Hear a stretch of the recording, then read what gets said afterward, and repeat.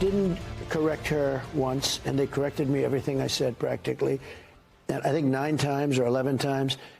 And the audience was absolutely, they went crazy. Venezuelan killers, street gangs, occupying the town with MK-47s. I know that gun very well. I got to know it very well. I've become an expert on guns quickly. The nuclear is the biggest single problem the world has, not global warming, where the ocean will rise 1/8 of an inch in the next 500 years. You know, these people are crazy. The biggest problem we have is nuclear warming.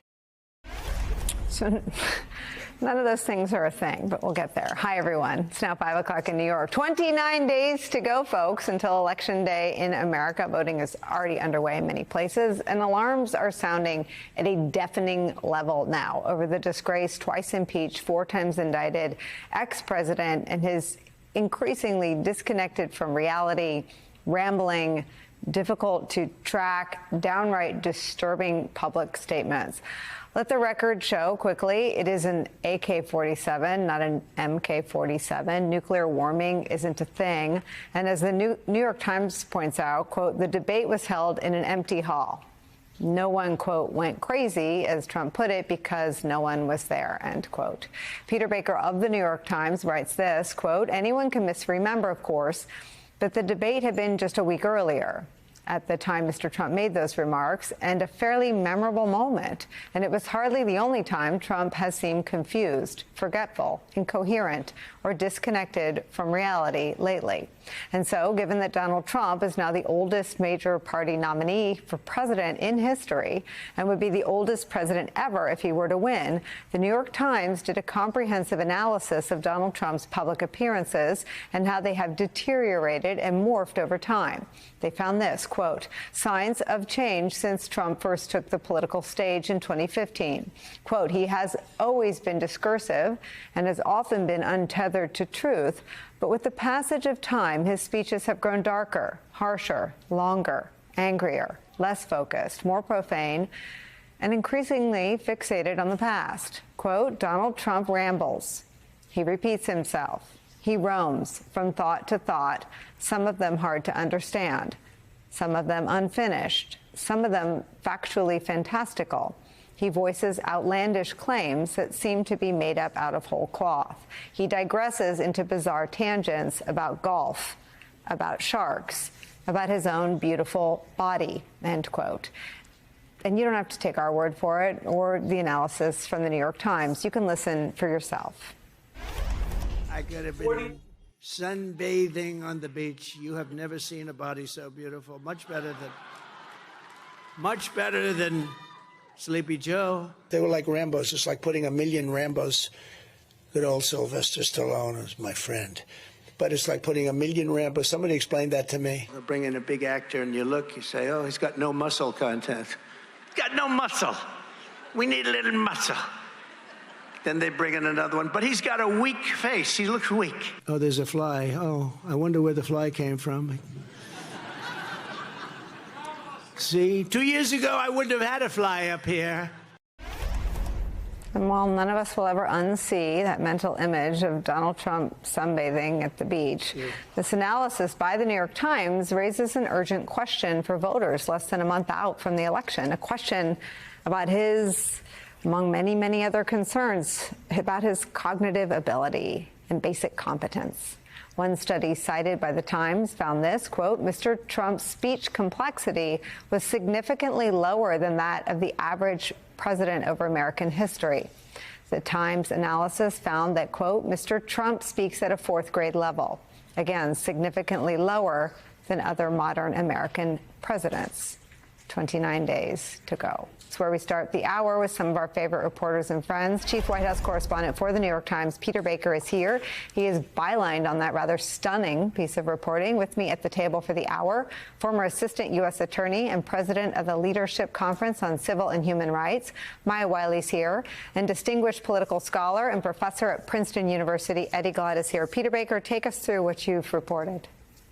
Well, I mean, you've done a pretty good summing up of it, Nicole. Thank you very much for reading some of the article. But I think we wanted to go back and look at the questions about Trump's age, in part because I think they were obscured for a long time by questions about Biden's age, right? Of course, President Biden, 3 years older, he presents physically in a more frail way. He had trouble walking. Obviously, people saw that debate. He kind of seemed to freeze up at times, had a hard time speaking.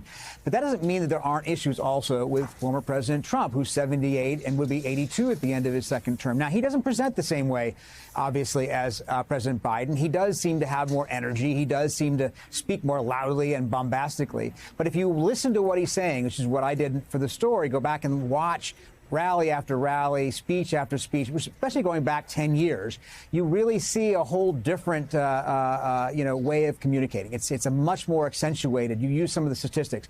Uses much more all or nothing language. Uses more negative words than positive words. He's speaking twice as long as he did when he first got on the stage 8 years ago, 9 years ago. His rallies, he's doing fewer of them, only about 1/4 as many as he did in 2016. And he's using a lot more profanity. One of my favorite statistics from our study was that he uses 69% more curse words today, which some people might recall is a sign perhaps of something called disinhibition. That's what the experts call it, disinhibition, when you lose your inhibitions later in life. So it seemed important to us to take a look and see what consequences we can see, if there are any, of age on, former President Trump. I mean, disinhibition is an interesting word. It correlates with a lot of other age-related degenerative conditions as well. It's fascinating. I just want to ask you to say a little bit more about the extraordinary effort that's undertaken here. And I know that in the climate in which we all operate, there's been a real appetite, probably since the summer, to see this kind of reporting. And I think when the Times does something, they go deep. I want to read some of those numbers that you just shared with us.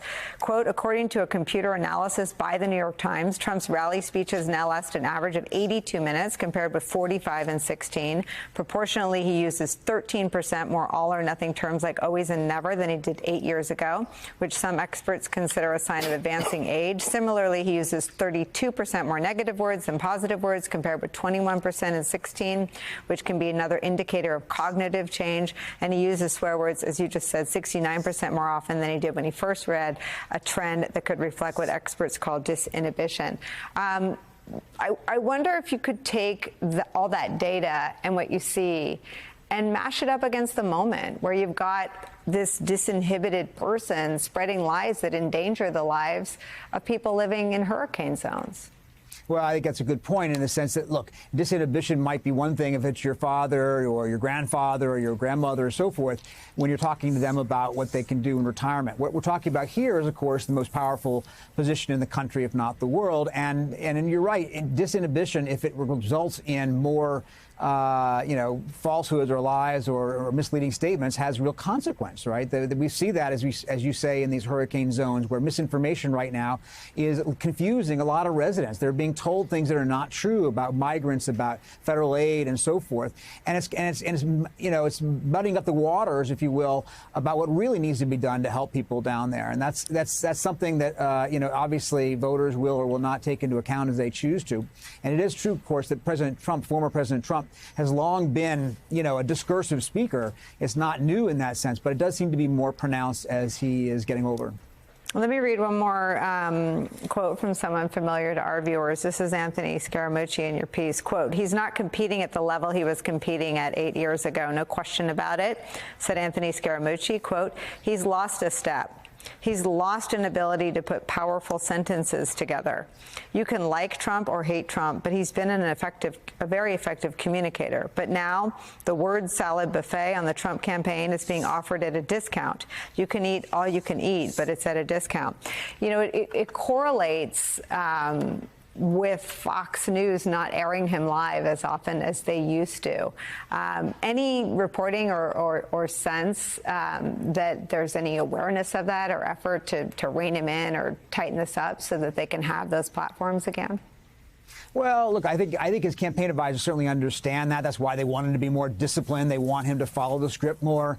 That's just not going to happen. That's not the way he rolls. He's made that very clear. But it is interesting. You're right. I don't think a lot of people, a lot of Americans watch the rallies as much as they used to because they're not shown on TV as much. They're not shown at length as much. And when we pull them out for news reports or for news, stories in the newspaper, we tend to pull out a small segment of a quote or something like that to get across whatever he's trying to say, rather than the longer, more impactful impression you might have if you watch it at length.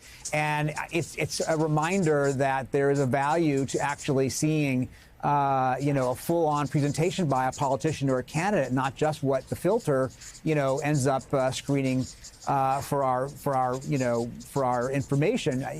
We need to be engaged as voters to see what's out there and to make our own judgments.